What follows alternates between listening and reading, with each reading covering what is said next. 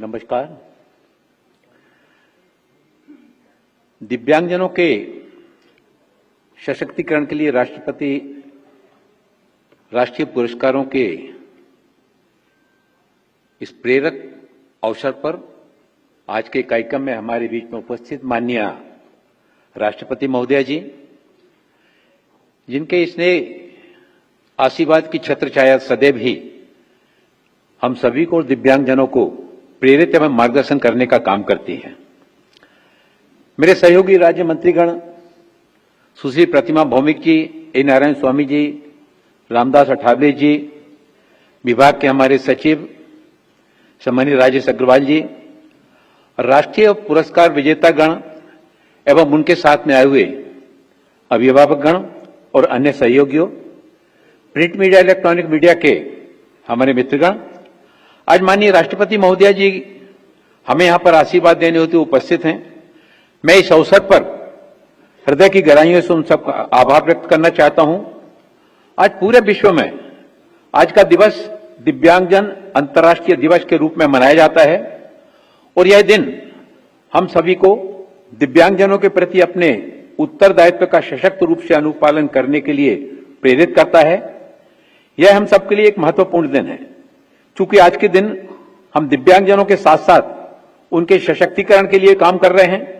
व्यक्ति और संस्थानों को उनके उल्लेखनीय योगदान के लिए राष्ट्रीय पुरस्कार से सम्मानित करते हैं एवं इसी क्रम में आज हम वर्ष 2023 के राष्ट्रीय पुरस्कार वितरित कर रहे हैं। वर्ष 2023 के राष्ट्रीय पुरस्कारों के लिए राष्ट्रीय पुरस्कार पोर्टल के माध्यम से ऑनलाइन आवेदन करने की व्यवस्था की गई थी।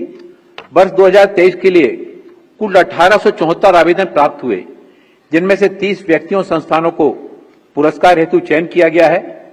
साथियों, दिव्यांगजन एक मूल्यवान मानव संसाधन है। हमारे यशस्वी प्रधानमंत्री जी की राष्ट्रीय विकास कार्यसूची में दिव्यांगजनों के मुद्दे को सदा प्राथमिकता देते हैं। उनका आदर्श वाक्य है सबका साथ, सबका विकास, सबका विश्वास और देश को आत्मनिर्भर बनाने में सभी का सामूहिक प्रयास। इसी क्रम में हमारी सरकार समग्र तथा सर्वमुखी विकास की दिशा में कार्य कर रही है, ताकि दिव्यांगजन भी इस विकास की धारा में समान रूप से जुड़ सकें और सहयोगी बन सकें। सरकार ने दिव्यांगजन अधिकार अधिनियम 2016 अधिसूचित किया, जो 19/4/2017 से प्रभावी है। इस अधिनियम के तहत दिव्यांगजनों के लिए सरकारी नौकरियों में कम से कम 4% आरक्षण का प्रावधान है तथा हाल ही में सरकार ने पदोन्नति में भी दिव्यांगजनों के लिए आरक्षण का प्रावधान किया है। सरकार के द्वारा दिव्यांगजनों को सार्वभौमिक सुगम्यता प्रदान करने के लिए 3/12/2015 को सुगम्य भारत अभियान शुभारंभ किया गया, जिसके अंतर्गत सार्वजनिक भवनों, परिवहन व्यवस्था तथा सूचना और संचार प्रौद्योगिकी को सम्मिलित किया गया। जनसाधारण के सामने आने वाली सुगम्यता से संबंधित समस्याओं को ध्यान में रखते हुए विभाग ने एक मोबाइल ऐप विकसित किया है, जिससे कि उन समस्याओं को त्वरित और व्यवस्थित तरीके से यथासंभव समाधान किया जा सके।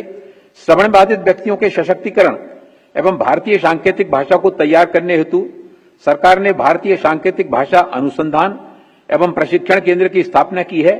यह संस्थान अन्य कार्यों के साथ साथ निरंतर रूप से सांकेतिक भाषा शब्दकोश तैयार कर रहा है और 10,000 शब्दों का एक शब्दकोश तैयार हो चुका है।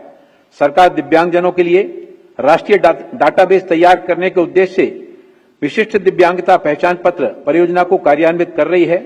अब तक सभी राज्यों, संघराज्य क्षेत्रों के 97% जिलों में से 1 करोड़ से अधिक यूडीआईडी कार्ड तैयार किए जा चुके हैं। हम इस डाटाबेस के माध्यम से दिव्यांगजनों को सरकारी सुविधा प्राप्त करने की दिशा में कार्य कर रहे हैं। सरकार ने दिव्यांगजनों के खेलकूद में सहभागिता बढ़ाने तथा उन्हें विश्व स्तरीय प्रशिक्षण की व्यवस्था करने के उद्देश्य से ग्वालियर में अटल बिहारी वाजपेयी दिव्यांगजन खेल केंद्र की स्थापना की है। साथ ही साथ इस केंद्र के क्षेत्रीय शाखाओं को देश के विभिन्न क्षेत्रों में बनाने का हमारा लक्ष्य है। सरकार ने मानसिक स्वास्थ्य पुनर्वास के लिए सीहोर मध्य प्रदेश में राष्ट्रीय मानसिक स्वास्थ्य पुनर्वास संस्थान की स्थापना किया है, जो कि अभी अस्थायी परिसर में काम कर रहा है। संस्थान हेतु भवन का निर्माण कार्य प्रगति पर है एवं शीघ्र ही संस्थान अपने नवीन भवन में कार्यशील होगा। दिव्यांग युवक एवं बच्चों की प्रतिभा और कौशल प्रदर्शन करने के लिए हमारे मंत्रालय ने अप्रैल 2019 से समय समय पर देश के विभिन्न क्षेत्रों में दिव्य कला शक्ति सांस्कृतिक समारोह आयोजित कर रहा है। अब तक इस प्रकार के 2 राष्ट्रीय स्तर पर एवं 6 क्षेत्रीय स्तर पर कार्यक्रम का आयोजन कर चुके हैं। इन कार्यक्रमों में सभी दिव्यांग युवक एवं बच्चों की प्रस्तुति सराहनीय एवं अविस्मरणीय रही है। इसके अलावा दिव्यांगजनों के द्वारा बनाए गए उत्पादनों के प्रदर्शन और विक्रय के लिए विभाग दिव्य कला मेला के जरिए दिव्यांगजन उद्यमियों की सहायता कर रहा है। देश के विभिन्न भागों में आयोजित ऐसे मेलों में देश के विभिन्न भागों से अभी तक 956 उद्यमियों ने भाग लिया है और लगभग 6 करोड़ रुपए का कारोबार किया है। भविष्य में ऐसे कार्यक्रमों को और बड़े स्तर तथा देश के विभिन्न क्षेत्रों में किए जाने का हमारा प्रयास है। हमारे मंत्रालय दिव्यांग बच्चों के शैक्षणिक सशक्तिकरण के लिए कक्षा 9 से लेकर स्नातकोत्तर डिग्री पीएचडी तक के लिए छात्रवृत्ति प्रदान करता है। अब तक सरकार ने 2.45 लाख दिव्यांग छात्रों को 778.57 करोड़ रुपए की राशि की छात्रवृत्ति प्रदान की है। इसके अतिरिक्त सरकार विदेशों में उच्च शिक्षा के लिए पूर्ण आर्थिक सहायता भी प्रदान करती है। सरकार की एडिप योजना के अंतर्गत विगत 9 वर्षों में 15,372 शिविर आयोजित किए गए हैं, जिनमें 26 लाख से अधिक दिव्यांगजन लाभान्वित हुए हैं, जिन पर लगभग 1867.27 करोड़ रुपए खर्च किए गए और इस दौरान 6,208 श्रवण बाधित बच्चों में कॉक्लियर इम्प्लांट सर्जरी की गई। दिव्यांगजनों का सशक्तिकरण और समावेशीकरण एक जटिल प्रक्रिया है, जिसमें केंद्र तथा राज्य सरकारों, गैर सरकारी संगठनों और दिव्यांगजनों की भागीदारी अनिवार्य है। सरकार के निरंतर प्रयासों के साथ साथ हम सभी स्टेक होल्डर्स की सहायता से भी इस दिशा में सामने आने वाली समस्याओं का निराकरण कर सकते हैं। मैं दिव्यांगता के क्षेत्र में काम कर रहे सभी व्यक्तियों और संगठनों के सहयोग की कामना करता हूं। इस अवसर पर मैं एक विशेष रूप से उल्लेख करना चाहता हूं। माननीय राष्ट्रपति महोदय जी हमारे बीच में आज इस कार्यक्रम में आए हुए हैं। ये उनके हृदय की संवेदनशीलता है कि जिसको कभी हम लोग मुगल गार्डन के नाम से जानते थे, अब वो अमृत गार्डन के नाम से जाना जाता है।